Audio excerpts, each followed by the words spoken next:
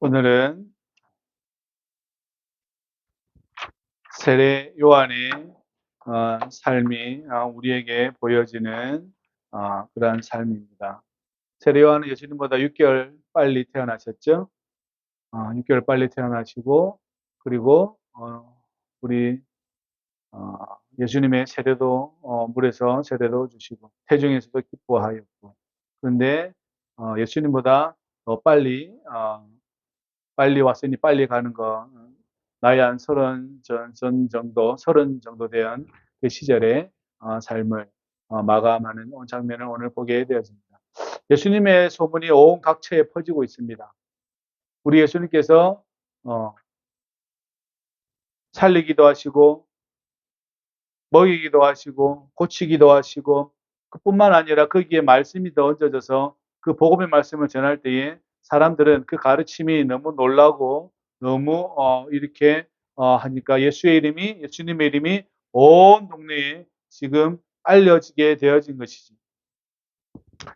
그런데 이 알려진 이야기가 어디까지 가냐면 갈릴리의 도지사인 분봉왕인 헤롯에게 가요. 헤롯에게. 헤롯이 여러분이 말씀하시는 이 헤롯, 즉 예수님이 태어날 때 그 헤롯은 이 헤롯의 아버지예요. 예수님이 30년 전에 태어날 때 그 헤롯은 지금 이 헤롯의 아버지라고. 다시 말하면 아들이에요. 그 헤롯의 아들이 이 갈릴리를 다스리고 있었어요. 물론 다른 아들도 다스리고 있었지만, 유대 지역을 다스리고 있었지만, 그러니까 헤롯 대왕의 아들이라고. 근데 무슨 짓을 했냐면 동생의 아내를 취한 거죠. 그러니까 결혼했다는 이야기입니다. 근데 취한 게 뭐 잘못입니까? 라고 이야기하겠지만 사실은 그게 아니죠. 왜냐하면 아내가 있었거든요. 자기 아내가 있었는데 이 아내랑 정략 결혼이라 그래요. 어떤 다른 나라의 공주와 결혼하면서 내 나라를 보호하려고 하는 정략적인 결혼을 한 거죠. 근데 마음은 누구한테 가 있어요? 동생 아내에게 마음은 가 있어요. 그래서 이 사람은 결혼을 했어요. 결혼을 했는데 문제는 정략 결혼한 이 공주 아버지가 가만히 있겠냐고. 가만히 안 있겠죠. 아라비아 왕이었거든요. 쳐들어와가지고 난리를 피웠습니다. 결국은 이 헤롯이 결국은 로마에 가서 왕으로 이렇게 직임을 받고자 했는데 결국은 못 되고 프랑스 지금의 리옹이라는 곳에서 유배가 죽어요. 이 헤롯이라는 사람이, 지금 요 헤롯이라는 사람이. 이 사람이 뭐라고 이야기하냐면 두려워하는 거죠. 왜냐하면 예수라는 사람의 소문을 자기도 들은 거거든요. 갈릴리 지역이니까. 들었을 거 아니에요. 예수가 지금 달리다고 마고 죽은 아이도 일으키고 살리고 지금 이제 난리가 났다는 거죠. 그런데 이 사람 마음에는 뭐가 있냐면 자기가 목을 베어서 죽인 요한이 다시 살아났다라는 거예요. 다시 살아났다는 거예요. 그게 두려운 거예요. 다른 게 두려운 게 아니라, 왜냐하면 자기가 요한에게 들은 말이 있거든요. 자기가 요한을 공경하고 요한을 두려워하고 그 말씀을 자기 마음속에 새겨두고 있었거든요. 근데 이 사람이 지금 누구에게 들어갔다는 거예요? 나사렛 예수라는 사람에게 그 영이 들어가서 다시 환생해서, 그래서 다시 돌아다닌다는 거예요. 지금 세례 요한을 돌아다니고 있는 거죠. 누구 몸을 입고? 예수 몸을 입고. 그러니까 여러분 보세요. 동양에만 윤회 사상이 있는 게 아니고 서양에도 윤회 사상이 있어요. 맞죠? 다시 환생한 거예요. 그러니까 세례 요한이 환생했다는 거예요. 불교하고 똑같죠. 사회구조가 똑같다고요. 사람 사는 게 똑같다고요. 어디서요? 모양새가 똑같잖아요. 먹는 것과 입는 것과 집이 틀리고 말이 틀릴 뿐이지 사람 생각은 그 안에 들어가 보면 똑같아요. 그리고 왕이 이 정도 생각하고 있으면 다른 사람은 어떻게 생각하겠어요? 똑같죠. 예수를 안 믿으면 이런 식의 삶을 살아가는 거예요. 그죠? 우리도 윤회 사상이 있죠. 한국 사람들도. 저기 동남아가도 있어요. 윤회 사상이. 그래서 네가 열심히 지금 네가 이렇게 좀 심한 이야기지만 네가 지금 이렇게 똥바가지를 치우고 뭐 하고 네가 염색 옷을 빨고 하는 이 고통은 네가 전에 업보를 많이 지어서 네가 이렇게 태어났다는 거야. 그러니까 지금 열심히 해서 다음에는 부자 아들로 아니면 좋은 직급의 아들로 자녀로 태어나라. 딱 좋죠, 그죠? 사람 울고 먹기 딱 좋은 거죠. 사람에게 환생이 어디 있습니까, 환생? 부활은 있어도 환생은 없어요. 서양이나 동양이나 이런 환생 사상이 있어요. 무섭지 않아요? 여러분 생각하고 비슷하지 않아요? 예수 안 믿었을 때 여러분 생각과 비슷하지 않아요?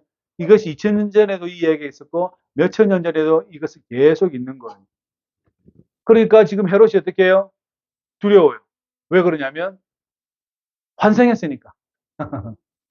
환생했으니까. 왜냐하면 세례 요한의 말은 틀린 말이 없거든요.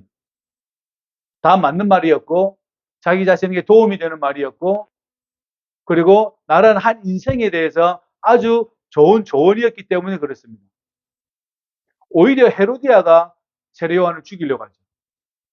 헤로디아가 세례 요한을 죽이려고 하고 오히려 헤롯이 헤로디아를 말려요. 말려서 어떻게 해요? 보호하고 있는 처지가 되었어요. 왜냐하면 세례 요한이 가지고 있는 그 말과 그 사람의 삶과 그 사람이 가지고 있는 거룩함과 그 사람이 가지고 있는 인격과 영적인 모든 영성이 누구를 감동시키고 있어요? 헤롯을 감동시키고 있어요. 그런데 헤로디아는 이제 죽이고 싶어요. 세례 요한을 죽이고 싶은 거예요. 사람들은 엘리야다, 선지자 중에 하나다라고 이렇게 이야기하는 거죠. 그 헤롯은 그 마음에 자꾸 어떻게 해요? 자기가 죽인 것에 대한 책임감이 올라오는 거죠. 이 일이 뭐냐면 이제 17절부터 나오기 시작하는 겁니다. 헤롯이 자기 동생의 아내와 장가를 들었다라는 겁니다. 자기 본 부인을 두고 장가를 들었어요. 그런데 이것은 그 로마 시대에 많은 사람들이 자기 가족과 결혼을 많이 했어요. 부정한 짓을 많이 저질렀어요. 음란하고 그러한 간음을 많이 저질렀어요. 그 시대가 그랬어요. 우리는 지금 이거는 너무나 이건 이상한 일이잖아요. 우리 시대에서 이 일은 너무나 말도 안 되는 일이잖아요. 그죠? 그런데 그 시대에는 다 그렇게 했어요. 그러니까 요한이 뭐라고 이야기했냐면 헤롯에게 그것은 옳지 않다라고 이야기한 거예요. 이것은 우리 법에도 안 되고 근친상간도 안 됩니다라고 어떻게 지적을 한 거죠. 왕에게 지적을 하려면 그 사람은 어떤 마음으로 지적해야 돼요? 죽을 각오로 하고 지적을 하는 거예요. 이 사람은 삶과 죽음에 대한 경계가 없는 사람이에요. 세례 요한은 삶과 죽음의 경계가 없어요. 그러니까 이 말을 할 수 있어요. 아니면 그 말을 못 해요.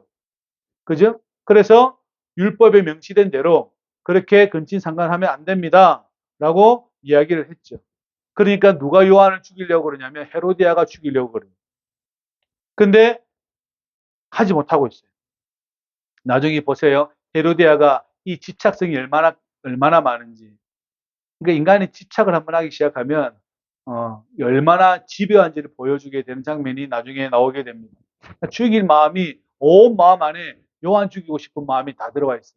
세례 요한 죽이고 싶은 마음. 어쨌든 간에 그 이야기 나옵니다.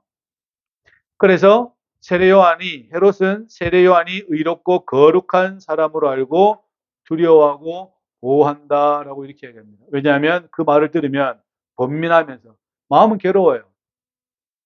마음은 괴로운데 그 말이 맞거든요. 그러니까 번민하면서도 달갑게 들었다라고 말씀합니다. 그러니까 세례 요한을 보는 이 30살의 세례 요한을 헤롯이라는 사람이 보았을 때 더 나이가 더 많지 않겠어요? 그죠? 그리고 자기 주변에 지혜가 있는 사람들이 즐비할 거 아니에요.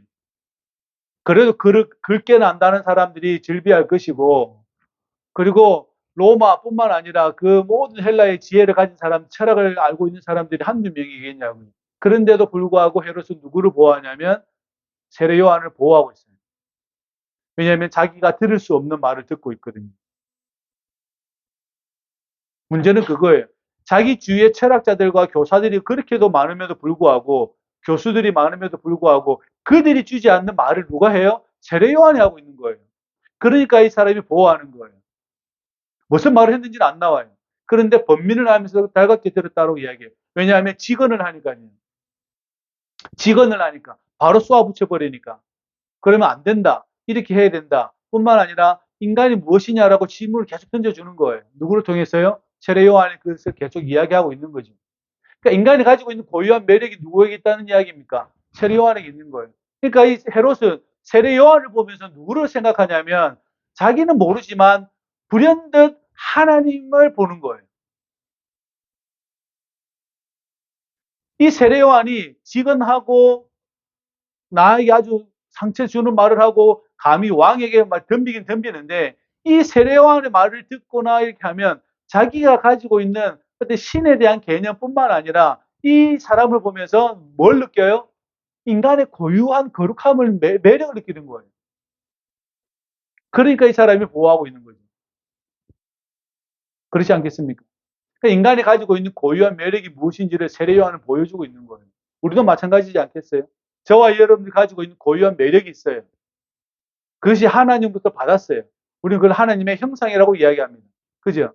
그것이 저와 여러분들에게 있습니다. 그걸 드러내어져야 돼요. 예수 이름으로 드러낼 수 있기를 주의 이름으로 부탁을 드립니다. 그러니까 권력자가 반할 만큼의 인격성을 가지고 있는 거죠. 근데 보아하니 뭐 입고 있어요? 낙타트롯과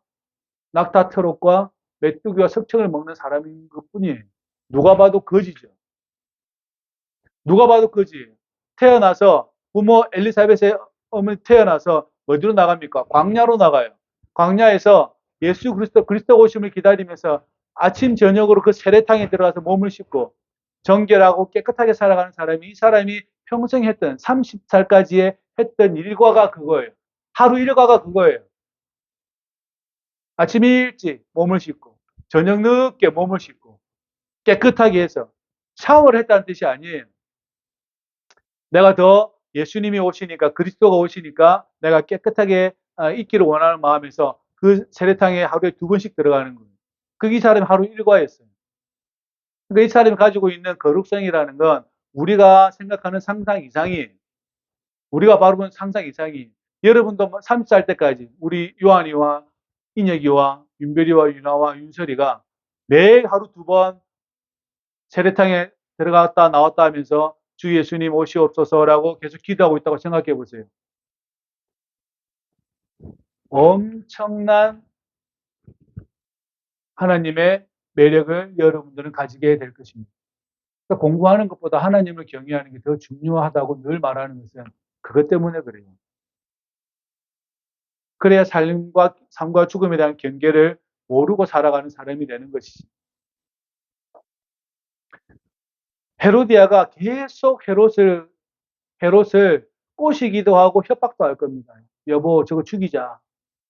그죠? 침대에서도 이야기할 거고, 식사 자리에서 이야기할 거고, 여보, 저 세례요한 저거 죽여버리자. 당신에게 자꾸 이렇게 하지 않냐. 꼬시기도 할 것이고, 유혹도 하게 할 것이고, 별소리를 다 하지만 헤롯은 그 말을 듣지를 않아요. 그죠? 듣지를 않아요. 왜냐하면 이 사람의 아름다움이 자기가 생각한 이상을 아름다움을 가지고 있기 때문에 그렇습니다. 여러분의 행동이 다른 사람들의 감명을 주기를 바랍니다. 저 자신도 그렇고. 우리의 행동이 다른 사람들에게 큰 울림이 되고 감명이 되길 원합니다. 그 길을 보여주신 분이 누구냐면 예수 그리스도예요. 십자가에서 죽으시잖아요. 제일 아름다운 길을 개척해 주신 거죠. 제일 아름다운 길을 보여주신 거죠. 그래서 우리는 예수님을 따릅니다. 다른 말로 예수님을 믿습니다라는 말은 나는 예수님을 그렇게 따르겠습니다라는 뜻이에요. 그렇게 여러분의 행동과 여러분의 삶에 그 삶과 은행이 다른 사람에게 감명을 주고 저 사람을 곁에 두고 싶다. 그러한 여러분의 삶이 되기를 주의 이름으로 축복합니다. 지식으로는 사람에게 감명 줄 수 없어요. 근데 인격은 반드시 감명을 줍니다. 그러한 하나님의 사람이 되시기를 부탁을 드립니다. 근데 때마침 좋은 날이 왔어요. 어떤 날이 왔냐면 헤롯이 자기 생일에 갈릴리에 있는 모든 사람을 초청한 거예요. 천부장과 갈릴리 모든 사람들 초청했어요. 그래서 생일 잔치를 벌였습니다. 그러니까 헤로디아의 딸이 어떻게 왔냐면 춤을 춘 거죠. 그래서 춤을 신나게 추는 것으로 마음을 너무 헤롯을 즐겁게 하니까 헤롯이 뭐라고 이야기하냐면 하지 말아야 될 말을 한 거죠. 네가 오늘 나의 체면을 세워주었으니 나를 기쁘게 하고 여기 초청된 많은 귀인들을 네가 즐겁게 했으니까 네가 나한테 소원을 빌어라. 소원을 말하면 내가 네가 원하는 것, 나라의 절반이라도 주겠다. 별로 크게 다스리지도 않는데요. 창녕군 정도밖에 안 되는데 나라의 절반을 주겠다는. 어.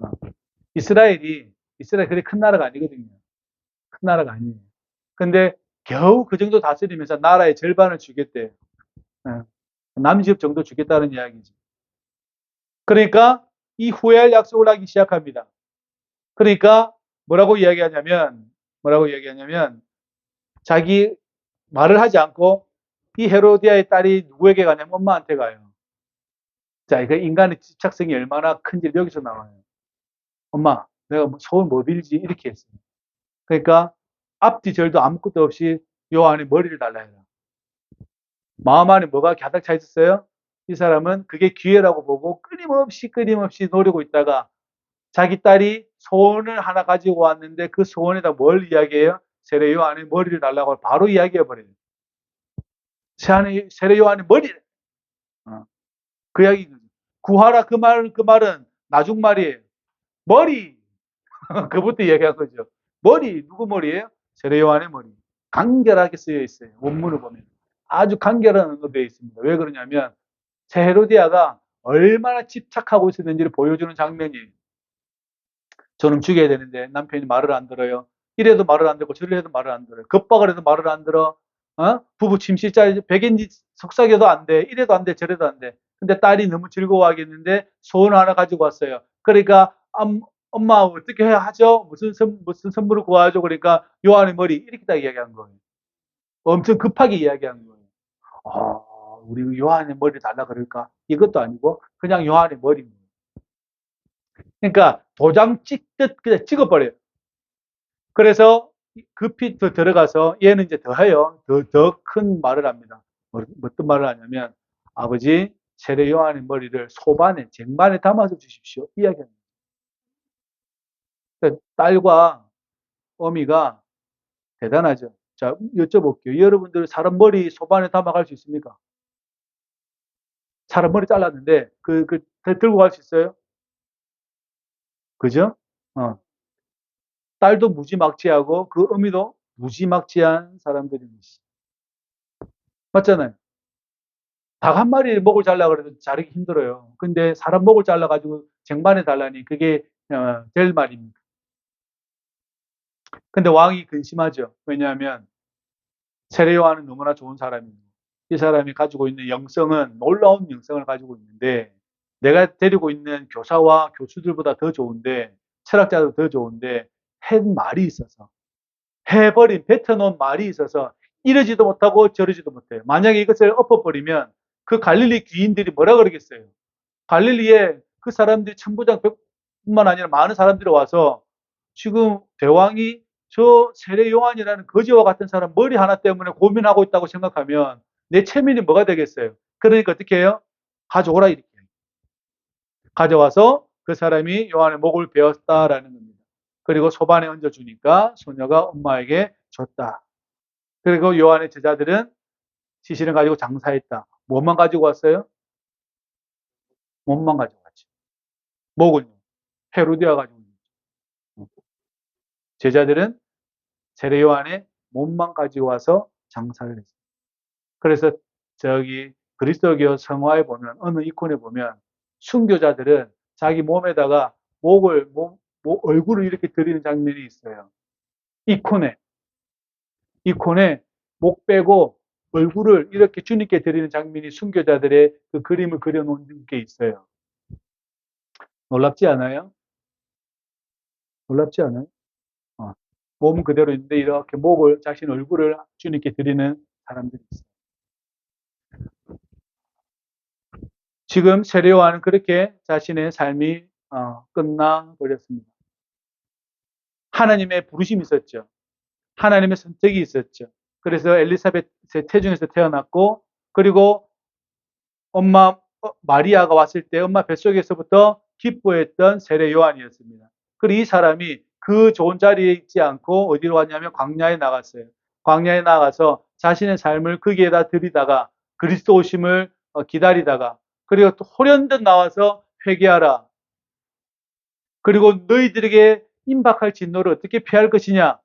회개해라 라고 하니까 군인들, 세리들, 뭐 창기들 할 것이 온 사람들이 나와서 세례를 받고 어떻게 살아야 됩니까? 라고 이야기했을 때 이렇게 살아라. 군인들은 힘이 있으니까 너희들 겁박하지 말아라. 세금을 걷는 사람들은 세금을 더 걷지도 말아라. 깨끗하게 살아라. 거룩하게 살아라고 세례를 주었어요. 그 세례를 줄 때 예수님이 오셔서 세례 받으려고 합니다. 그러니까 세례 요한이 하는 말이에요. 내가 당신에게 받아야 되는데 어찌 당신이 나에게 받습니까? 그 예수께서 뭐라고 얘기하냐면 이것이 하나님의 뜻이다라고 얘기하고 세례할 때에 삼위일체 하나님의 권능이 임하심을 보았어요. 그리고 이 사람이 이 헤롯으로 인하여 자신의 삶이 마감이 되어지게 되는 것이죠.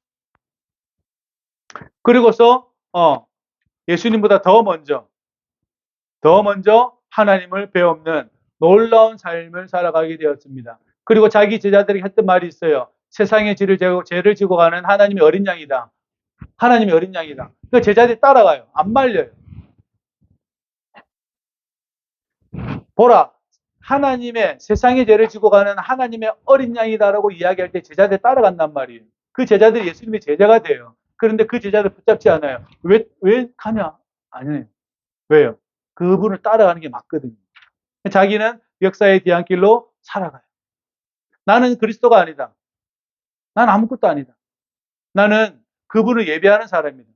나는 단지 그분이 오심에 대해서 내 그 길을 평탄케 하고 그 길을 올곧게 하는 사람이지, 곧게 하는 사람이지, 나는 그리스도가 아니다. 그분이 가지고 있는 신발에 있는 신발 끈조차 풀기도 힘든 사람이다. 나를 믿지 말고 그를 믿어라라고 이야기했던 사람이지. 그리고 그는 이렇게 자신의 길을 다 하고 하나님의 곁으로 갔다라는 것입니다. 뿐만 아니라 이 3년 후에 예수님께서도 동일하게 자신의 삶을 십자가에서 마감하시지만 그러나 그 예수님은 율법의 의로서 마감한 게 아니라 복음의 의로서 하나님의 그 의로서 그 하나님과 인간에 대한 인간의 새로운 길을 제시했다라는 것이죠. 세례요한은 율법의 마침까지고 우리 예수님은 그 길을 새롭게 여심으로써 저와 여러분들을 하나님의 자녀가 될 수 있도록 은혜를 베풀어 셨다라는 것입니다. 우리에게 이제는 새로운 삶이 계속해서 열려지게 될 것입니다. 그리고 우리는 그러한 길을 계속 걸어가야 합니다. 그렇다면 저와 여러분들이 어떠한 삶을 살아가야 하는지는 분명한 것이죠. 세례 요한의 삶처럼 그러한 삶을 살아갈 수도 있겠지만 그러나 다시 복음으로 무장되어지고 복음으로 내가 삶을 꾸려가야겠다는 거룩한 여러분의 마음이 올라올 수 있기를 주의 이름으로 부탁을 드립니다. 우리 예수님도 기꺼이 자신의 삶을 우리를 위하여서 십자가에서 들이십니다. 그러했을 때에 하나님께서 죽은 자 가운데서 살리셨다라는 우리의 신앙 고백이 뿐만 아니라 우리의 것으로 되고 또한 그것으로 인하여 우리가 하나님의 자녀가 됐다는 것을 잘 기억하시기를 주의 이름으로 부탁을 드립니다. 우리는 복음의 길로 가야 합니다. 또한 우리는 그 복음에서 예수님만을 의지하고 그리스도를 의지하고 살아가야 합니다. 다른 것에 또한 세상의 어떤 조건과 세상의 어떤 일들로 우리는 그것을 하지 말아야 합니다. 가끔 헷갈릴 때가 있잖아요. 특별히 우리가 이번에 새로운 일들을 진행했을 때 우리가 비전 센터를 만들고 도서관을 만들고 또한 카페를 만들고 목적은 하나예요. 무엇입니까? 많은 사람들 만나는 거죠. 그리고 우리의 하나님께서 우리를 도구로 사용하셔서 그들에게 삶의 쉼을 얻을 수 있는 공간을 제공하는 것이죠. 그러한 우리 모두가 될 수 있기를 바랍니다. 그러한 곳에 저와 여러분들이 온 마음을 쏟아낼 수 있기를 주의 이름으로 부탁을 드립니다. 여러분의 부르심은 어디에 있습니까? 생각해 보아야 합니다. 여러분의 부르심은 어디에 있습니까? 또한 여러분은 이렇게 집요하게 한 사람을 죽이려는 그 집요함이 아니라 거룩해지려는 그 집요함이 여러분 우리 안에 있습니까? 생각해 보아야 되죠. 그렇게 저와 여러분들이 우리 주 예수 그리스도 안에서 이 거룩하고 복되기를 잘 걸어갈 수 있기를 주의 이름으로 부탁을 드립니다. 여러분의 이 수고가 교회를 세워나가고 저를 좋게 한다는 뜻이 전혀 아닙니다. 그것이 여러분의 영성이 되고 여러분의 인격이 되어져서 여러분은 누군가가 여러분을 곁에 두고 싶어 하는 사람이 될 것입니다. 그 누구에게든지 그렇게 살아갈 수 있기를 주의 이름으로 부탁을 드립니다. 우리가 예수님을 곁에 두고 싶어 하잖아요. 우리가 예수님을 곁에 두고 싶어 하잖아요. 그런 것처럼 저와 여러분들도 그렇게 늘 다른 이들에게 곁에 두고 싶어하는 사람이 될 수 있기를 주의 이름으로 부탁을 드리고, 그러한 제시되어진 이 예수님으로부터 뚫어진 이 길을 잘 걸어갈 수 있기를 주의 이름으로 소망합니다. 기도하십시다. 고마우신 아버지 하나님, 우리가 죄인 되었을 때에 주께서 우리를 너무나 사랑하셔서 우리를 위하여 십자가에서 죽으시고, 또한 당신은 거룩한 피를 흘려 주셨나이다. 우리가 당시에 그 거룩함을 본받고 또한 그러한 삶을 살아가기 원하오니 주여 우리와 함께하여 주시고, 우리를 선택하셨던 이유와 그 부르신 이유를 우리가 곰곰이 생각하며 믿음으로 성화시킬 수 있도록 우리를 축복하여 주옵소서. 예수님의 이름으로 기도합나이다. 아멘.